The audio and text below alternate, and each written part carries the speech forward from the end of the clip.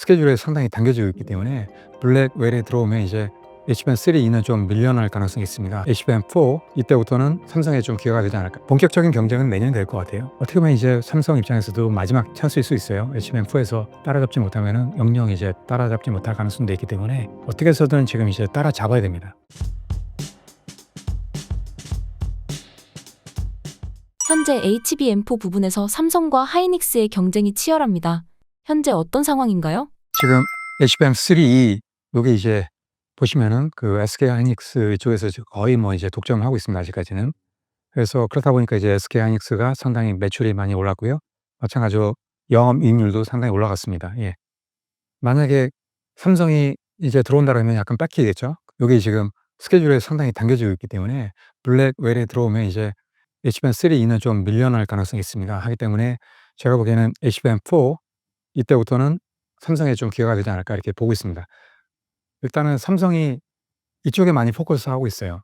HBM 이쪽이 상당히 중요하거든요. 왜냐하면은 메모리 중에서 HBM 이쪽이 상당히 그 점유하는 그 점유율이 상당히 높아지고 있어요.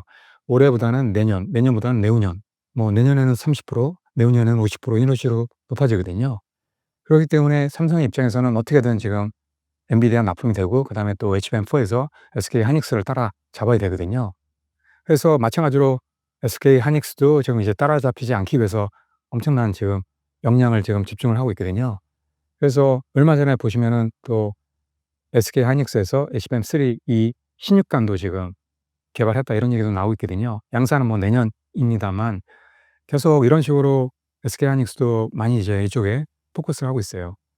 그 SK하이닉스가 아무래도 앞설 수 있었던 게 기본적으로 SK하이닉스는 이제 메모리 기업이잖아요. 하다 보니까 거의 메모리가 중요합니다. 특히나 DRAM이 중요하거든요. 하다 보니까 그 앞으로 이제 HBM이 상당히 중요해질 거다 이렇게 이제 예상하고 이쪽에 많이 이제 포커스한 거예요. 하다 보니까 이쪽에 역량을 많이 집중한 거죠. 근데 삼성 같은 경우에는 다양한 사업을 하다 보니까 HBM4 이쪽도 지금 이제 하고 있지만 예전에는 HBM4가 이렇게 많이 성장할 거라고 예상을 못한 거예요. 그래서 2019년도 우익 때에도 이제 HBM 사업팀을 이제 해체한다시피 이제 했거든요. 특히나 파운드리 사업도 키우다 보니까 역량이 이제 분산된 거예요. 하다 보니까 지금은 이제 전략을 좀 바꿔 가지고 일단 HBM부터 살리겠다 이런 거거든요. 그래서 가장 중요한 이슈가 이제 HBM입니다. 그래서 전담 팀을 만들었어요. 그래서 이쪽에서 HBM4 이쪽에서 이제 역전을 하겠다 이런 거기 때문에 제가 보기에는 HBM4에서 잘하면 이제 기회가 되지 않을까. 특히나 뭐 하이브리드 본딩이라든지 그다음에 또 보시면은 그 디램 같은 경우도 1B를 쓰고 있는데 하이닉스 같은 경우에는 1C를 쓰겠다 이런 얘기를 하고 있어요. 삼성에서. 그러면 이제 공정에 한 단계 이제 앞서거든요.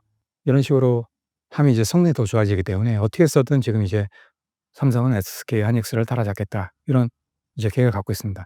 그리고 또 마찬가지로 HBM4가 원래는 2026년도 이제 출시할 걸로 이제 계획이 됐었는데 요게 약간 이제 변동성이 있습니다. 지금 뭐 여러 가지 문제도 있지만 일단은 계획적으로는 상당히 지금 땡기고 있습니다. 그래서 2025년도 하반기에 이제 출시하겠다 이런 거거든요.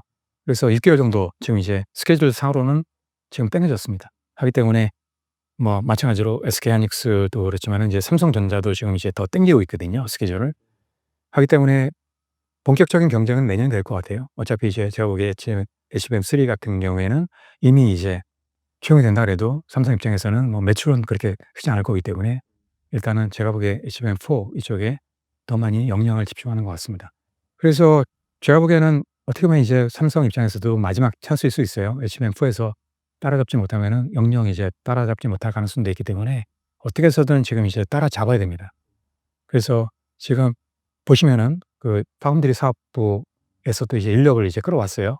그래서 이제 HBM 쪽에 투입을 하고 있고요. 마찬가지로 시스템 LSI 사업부에서도 인력을 끌어와서 지금 HBM이라든지 DRAM 쪽 이쪽에 이제 투자를 하고 있습니다. 하기 때문에 제가 보기에는 기본적으로 삼성이 뭐 자본력이라든지 인력이라든지 이게 더 낮기 때문에 제가 보기에는 기회가 좀 되긴 할 것 같습니다. 특히나 이제 하이브리드 본딩 이쪽에서 이제 성공적으로 만약에 이제 도입이 된다 그러면은 상당히 기회가 될 것 같습니다. 삼성이 핌 기술을 이용해 신개념 메모리를 만들었다고 들었습니다. 어떤 기술이며 수요는 어느 정도 있을 것으로 예상하시나요? 지금 보면 그 세대가 있어요. 이것도 이제 AI 반도체 일종이라고 볼 수 있는데요. 그 1 세대가 있고 그다음에 2 세대가 있고 3 세대가 있는데요. 1 세대는 CPU하고 GPU입니다. 2 세대는 NPU입니다. 예를 들면 뭐 FPGA라든지 ASIC 반도체가 2 세대 반도체거든요. 그다음에 3 세대가 PIM입니다. PIM하고 그다음에 뉴로모픽 반도체인데요. 이게 뭐냐면은 기본적으로 폰 노이만 방식 보시면은 프로세서하고 그다음에 메모리가 이렇게 나눠 있어요. 하기 때문에 서로 통신합니다. 반도체가 이제 통신하거든요. 그런데 지금 그 CSM 반도체에서 메모리에 이렇게 자료를 이제 불러와야 되기 때문에 통신해야 됩니다. 이 통신하는 게 시간이 걸려요. 그리고 또 많은 통신을 하게 되면 또 병목 현상이 발생할 수 있거든요. 그래서 이제 지연 현상이 발생할 수 있어요. 그러면 이제 속도가 느려지는 거죠. 예, 이런 문제가 있을 수 있거든요. 하기 때문에 PIM이라는 건 뭐냐면 프로세싱 인 메모리입니다. 그 프로세서 안에 메모리 기능을 일부 넣는 거거든요. 그래서 기본적인 프로세스 기능을 메모리 안에서 하겠다 이런 거예요.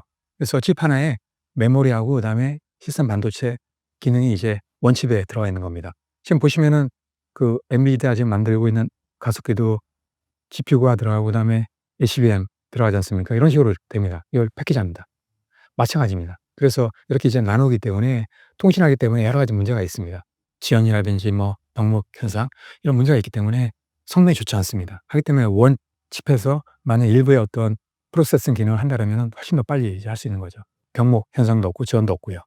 하기 때문에 이런 반도체거든요. 이게 지금 3 단계 3 세대 반도체입니다. 그래서 이걸 지금 하고 있는 거예요.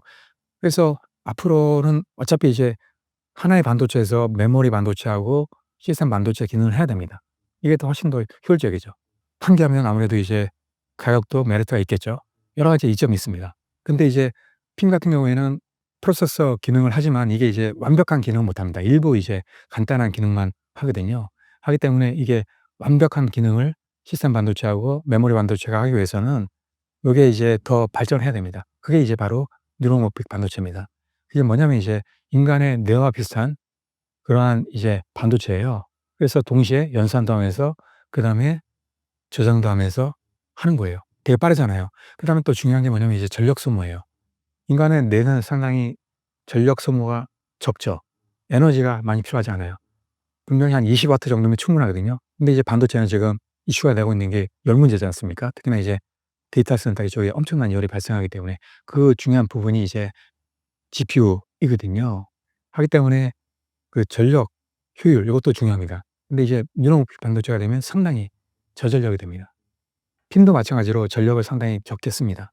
그러한 이점이 있기 때문에 앞으로는 이런 식으로 이제 핀과 그다음에 이제 뉴런모픽 반도체로 이제 앞으로 가게 될 겁니다.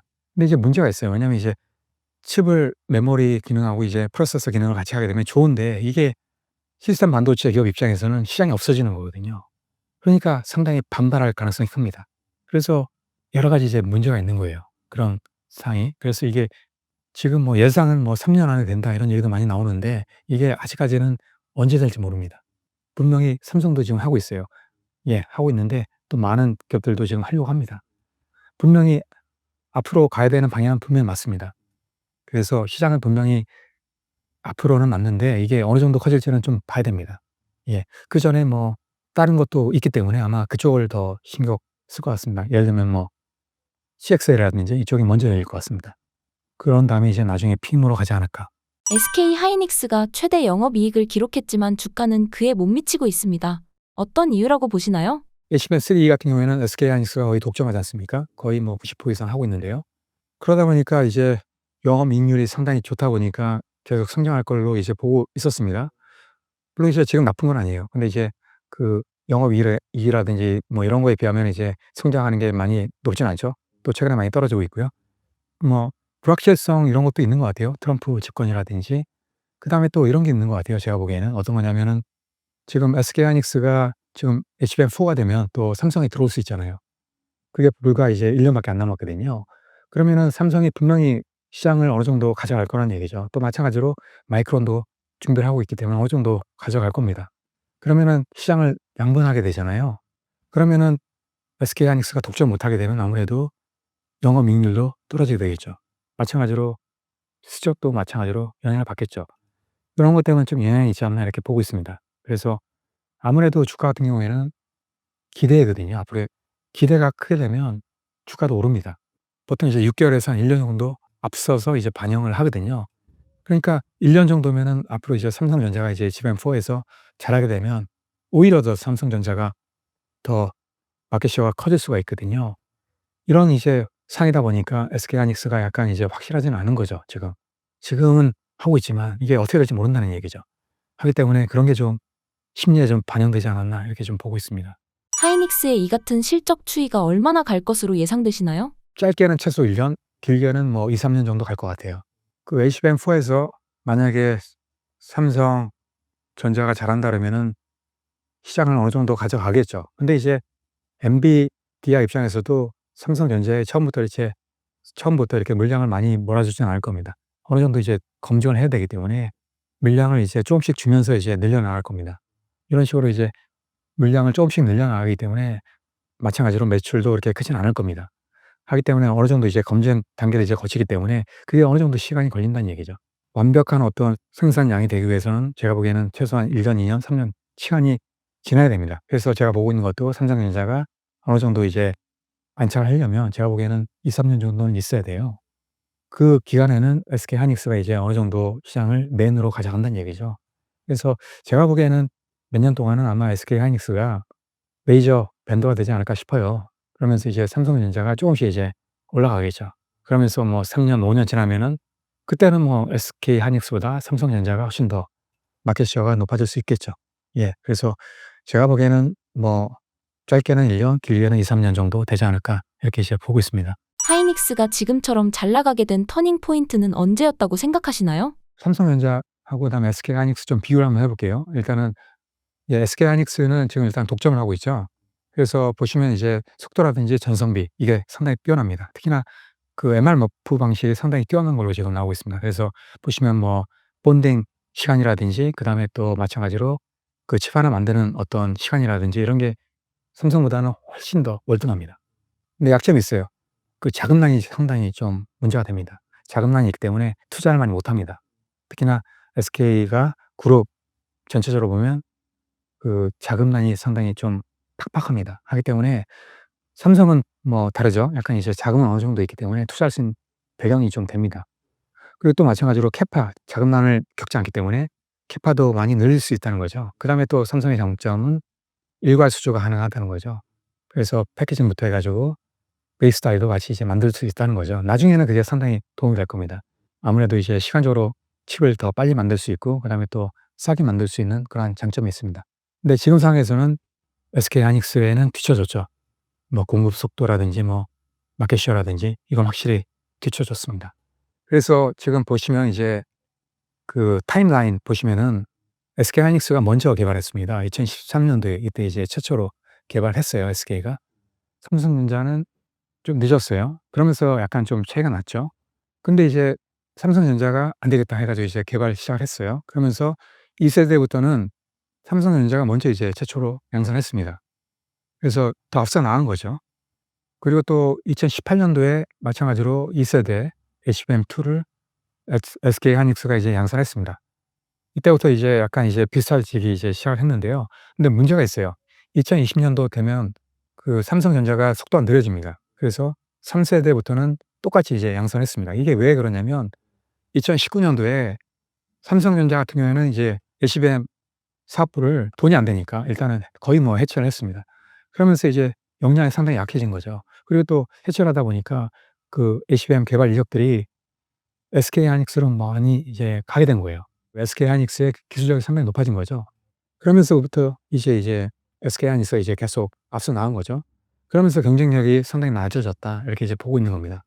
그래서 지금도 보면은 2024 년도 상황에서는 SK하이닉스가 훨씬 더 앞서 있다고 보고 있는 거죠. 특히나 이제 HBM3 같은 경우에는 12 단을 개발했고 또 16 단도 지금 얼마 전에 이제 개발했다. 내년 초에 뭐 양산할 가능성이 이제 커지고 있거든요. 지금 SK하이닉스가 앞서 있습니다, 분명히. 그래서 그 기점은 제가 보기에는 2013 년도하고 2019 년도 요때가 좀 포인트이지 않을까 이렇게 이제 보고 있습니다. 올해 주식시장에서 가장 뜨거웠던 종목은 엔비디아입니다. 엔비디아의 현재 주가 적절하다고 보시나요? 아직까지는 뭐 한 90% 정도 하고 있거든요, 마켓 셰어. 제가 보기에는 앞으로도 당분간 가지 않을까 이렇게 보고 있습니다. 특히나 보시면 이제 거의 뭐 엔비디아를 대체할 수 있는 기업들이 없어요. 엔비디아가 왜냐하면 기본적으로 보시면 생태계 전략을 잘 썼어요. 이게 뭐냐면은 처음에는 돈이 안 되지만 생태계를 만들기 위해서 엄청난 투자를 합니다. 근데 그게 가능할 수 있는 이유가 뭐냐면 자본력이 있기 때문에 가능한 거거든요. 왜냐면은 엔비디아 지금 보시면은 이익률이 상당히 높습니다.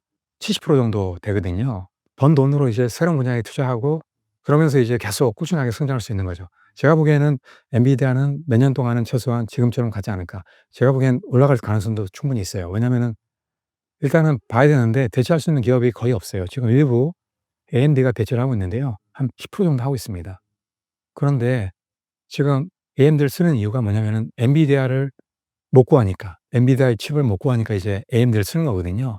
만약에 엔비디아를 더 구할 수 있으면 아마 대부분의 기업들이 이제 엔비디아를 쓸 겁니다. 그리고 또 지금 많은 경쟁 기업들이 이제 나오고 있는데요. 그런데 이제 문제가 있어요. 엔비디아는 보시면은 이제 풀 스택 솔루션입니다. 이게 뭐냐면은 GPU만 공급하는 게 아니에요. 기본적으로 CUDA라는 생태가 있잖아요. 요건 이제 다른 칩하고 이제 호환이 잘 안 됩니다. 하기 때문에 엔비디아 GPU를 개발하기 위해서는 CUDA라는 생태가 필요하거든요.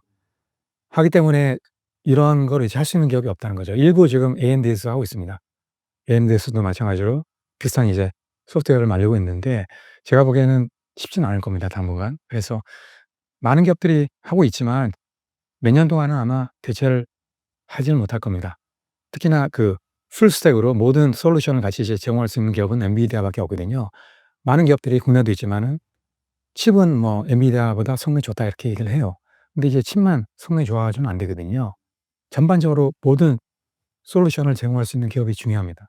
또 고객들도 그걸 원합니다. 엔비디아를 보시면은 이제 GPU 그다음에 CUDA라는 생태계 소프트웨어 제공하고 있고요. 그다음에 또 각종 서비스도 많이 제공합니다.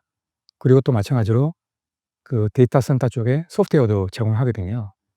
또 마찬가지로 또 GPU끼리 연결을 시키는 그런 게 있어요. 그게 NVLink라고 하는데 이런 것도 이제 솔루션을 제공합니다. 또 마찬가지로 그 데이터 센터 이쪽에 이제 서버 쪽도 같이 연결할 수 있는 그러한 솔루션도 제공합니다. 이런 식으로 모든 솔루션을 한꺼번에 제공할 수 있는 기업은 엔비디아밖에 없거든요. 그래서 한번 이제 엔비디아 생태계에 들어오면 빠져나가지 못합니다. 왜냐하면 이제 한번 빠져나가면은 다른 데 쓰려고 해도 엄청나게 불편하거든요. 다른 기업들이 빠져나가지 못합니다. 그래서 제가 보기에는 2-3년 동안은 아마 쓰지 않을까. 일단 엔비디아가 지금 이제 AI 데이터 센터만 하는 게 아니거든요. 데이터 센터도 불과 3년 전만 해도 이렇게 매출이 크지 않았어요. 근데 지금 거의 뭐 대부분의 매출을 차지하고 있잖아요. 이런 식으로 이제 투자를 했기 때문에 가능한 겁니다. 이런 생태계를 키웠기 때문에. 마찬가지로 지금 엔비디아는 다른 또 생태계를 많이 키우고 있어요. 그 예가 뭐냐면은 자율주행 플랫폼이거든요.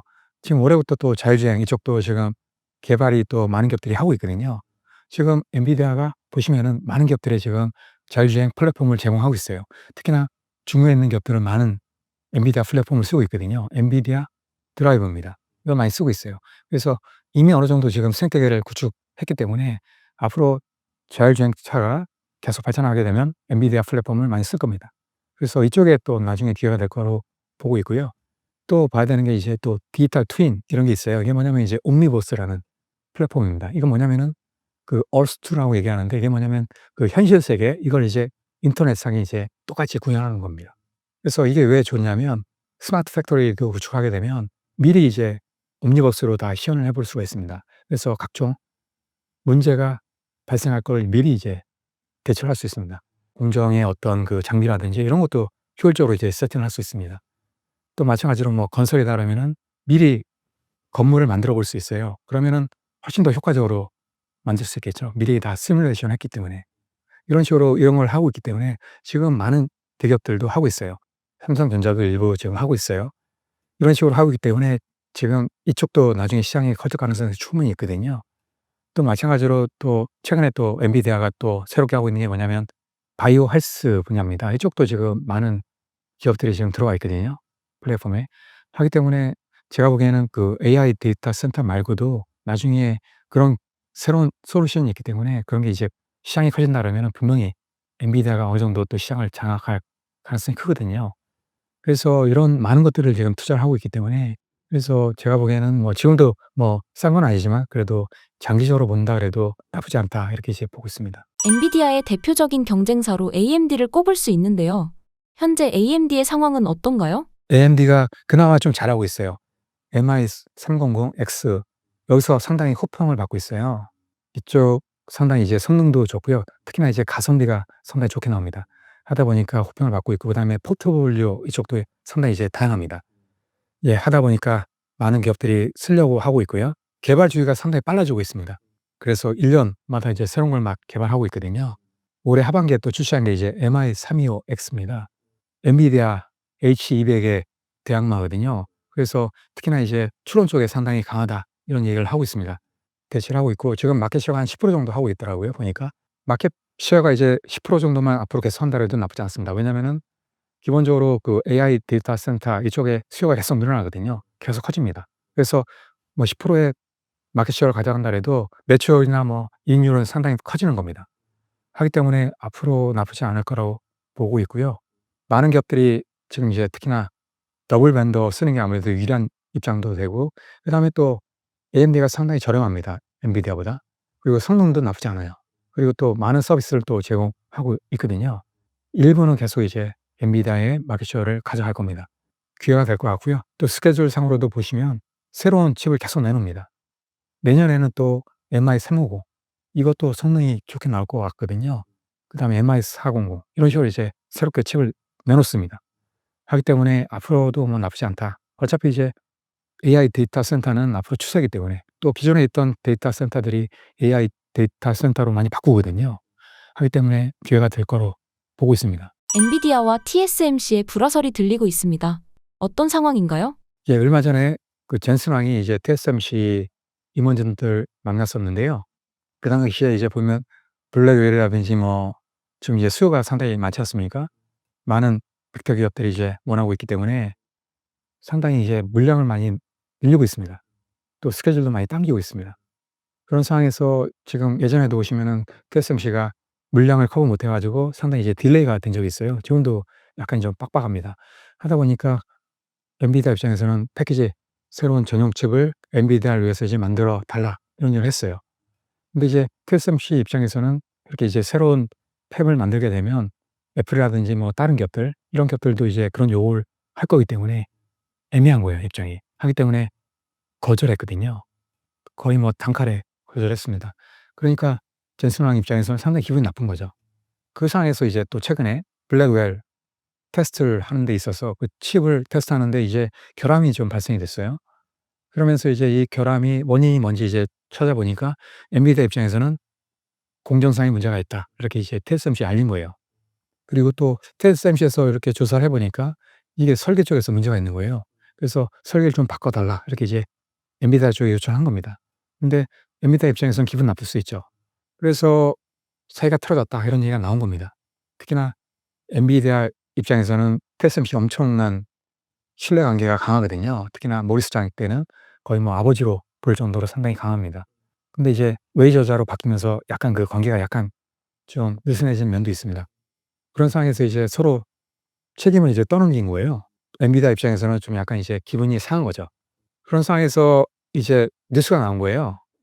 지금 이제 "사이가 틀어지고 있다." 이런 이제 뉴스가 나오니까 얼마 전에 엔비디아 입장에서 또 정리를 했습니다. 젠슨 왕 같은 경우에 어떤 얘기를 했냐면 이 지금 이제 테스트를 해 보니까 "설계상에 문제가 맞다." 그래서 TSMC의 조언을 들어서 그 조언대로 했더니 "문제가 해결됐다. 그래서 문제 없다 지금." 이런 식으로 이제 얘기를 했습니다. 그래서 지금은 이제 어느 정도 정리가 된 걸로 나옵니다. 근데 제가 보기에 앞으로도 이런 문제의 발생 소지는 충분히 있습니다. 젠슨 왕 입장에서도 일단은 TSMC에 너무 이렇게 의존하는 건 상당히 위험할 수 있습니다. 특히나 물량이 크게 늘어나는 입장에서는 젠슨 왕과 삼성의 관계가 나쁜 건 아니거든요. 하기 때문에 충분히 앞으로 삼성전자에 기회가 될 수 있다, 이렇게 보고 있고요. TSMC의 파운드리가 지금처럼 잘 나가게 된 시점은 언제부터였다고 생각하시나요? 그 시점이 제가 보기에는 2022 년도인 것 같아요. 이게 왜냐면은 그전에도 물론 이제 50% 이상 마켓 셰어를 하고 있었는데요. 그래서 2020 년도 넘어서 2023 년도 특히나 이제 많이 올랐는데요. 그 기점이 이제 2022 년도입니다. 왜냐면 2022 년도에 사건이 있었잖아요. 뭐냐면은 삼성 파운드리에서 3 나노 반도체 GA 방식으로 하겠다 해 가지고 이제 양산했잖아요. 그때 TSMC보다 먼저 이제 양산했습니다. 그래 가지고 이제 성능 좋은 걸 "당선했다." 그러면서 이제 대대적으로 이제 홍보를 했어요. 근데 문제는 뭐냐면 이제 막상 해 보니까 이제 수율이 너무 안 좋았던 거예요. 한 20% 밖에 안 나오니까 많은 기업들이 이제 쓰질 못한 거죠. 그러면서 이제 원래 삼성 파운드리가 마켓 셰어가 뭐 18% 19% 갔었는데 그때부터 이제 떨어지기 시작한 거예요. 그러면서 그 물량이 다 TSMC로 간 거죠. 그러면서 TSMC의 마켓 셰어가 늘어난 거예요. 삼성전자가 못하면 TSMC로 갈 수밖에 없거든요. 하기 때문에 TSMC가 좋아진 겁니다. 그러면서 2023 년도 되면서 더 올라갔습니다. 그리고 또 트랜스포스 자료인데요. 보면 24% 까지 올라간다 이렇게 이제 예상을 좀 하고 있습니다. 그래서 제가 보기에는 가장 큰 문제는 이제 수율입니다. 예. 일단 성능은 뭐 나쁘지 않은 것 같아요. 왜냐하면 이제 이미 주의 방식 써 가지고 보면은 그 갤럭시 S24 있잖아요. 양산이 됐어요 이미. 그 삼성 파운드리 공정으로 써 가지고 이제 양산이 됐습니다. 1 세대 공정으로. 그래 가지고 이미 했기 때문에 성능은 좋습니다. 근데 이제 수율이 뭐 20% 밖에 안 나온다 이렇게 얘기가 나오다 보니까 이제 고객 입장에서는 쓸 수 없는 거죠. 그리고 또 마찬가지로 다른 기업들도 빅테크나 이런 기업들도 쓸 수 없는 거예요 기본적으로. 하기 때문에 제가 보기에는 관건이 이제 수율입니다. 수율을 얼마나 높일 수 있느냐. 이게 이제 TSMC의 마켓 셰어를 뺏어올 수 있느냐 이게 연관이 되거든요. 지금 뭐 삼성이 많이 노력하고 있기 때문에 삼성이 잘한다라면 분명히 TSMC의 마켓 셰어는 떨어집니다. 예. 서로 트레이드 오프 관계에 있습니다. TSMC가 못하면 삼성이 마켓 셰어가 올라가고 또 삼성이 잘하면은 TSMC의 마켓 셰어가 떨어지고 이런 식으로 이제 하기 때문에 분명히 제가 보기엔 나쁘지 않은 거는 그나마 이제 그 2 나노, 3 나노 이쪽에 수요가 많다는 겁니다.